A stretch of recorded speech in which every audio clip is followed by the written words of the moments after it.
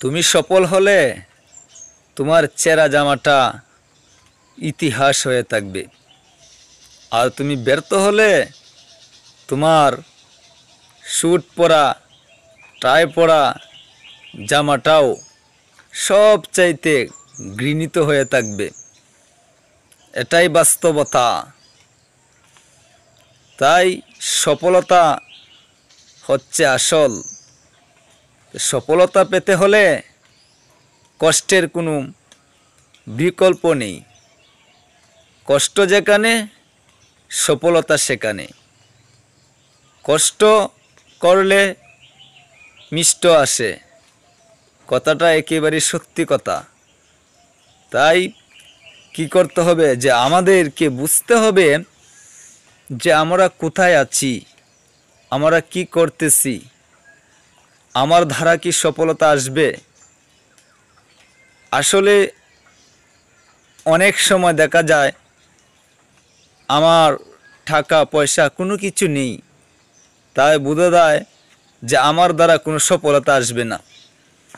আসলেই সফলতা আসবে না, এরকমই বাস্তবতার মধ্যে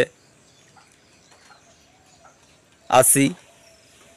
সফলতা আসবে না, বা সফলতা আশাও করা যায় না, বা আমার দ্বারা কোনো সফলতা হবে বলেও আমি মনে করি না। তবে কথাটা বিশ্বাস করি, কথাটা আমি 100% বিশ্বাস করি যে কষ্টের মধ্যেই সফলতা আসে, কষ্টের পরেই সুখ আসে, কষ্টের পরেই শান্তির দেখা মিলে। একদিন সব কিছু ঠিক হয়ে যাবে। শুধুমাত্র এই কথার উপর ভরসা করে যারা চলছে তারাই সামনের দিকে এগিয়ে যেতে পারছে।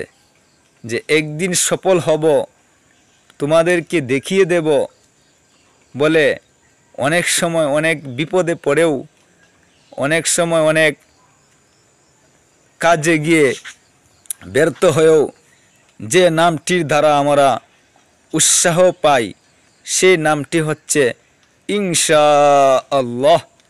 একদিন আমি সফলতা হবই। তোমরা আমাকে যতই ব্যর্থতা মনে করো না কেন, আমাকে তোমরা যতই আঘাত দাও না কেন, একদিন আমরা সফলতা হবই ইনশাআল্লাহ।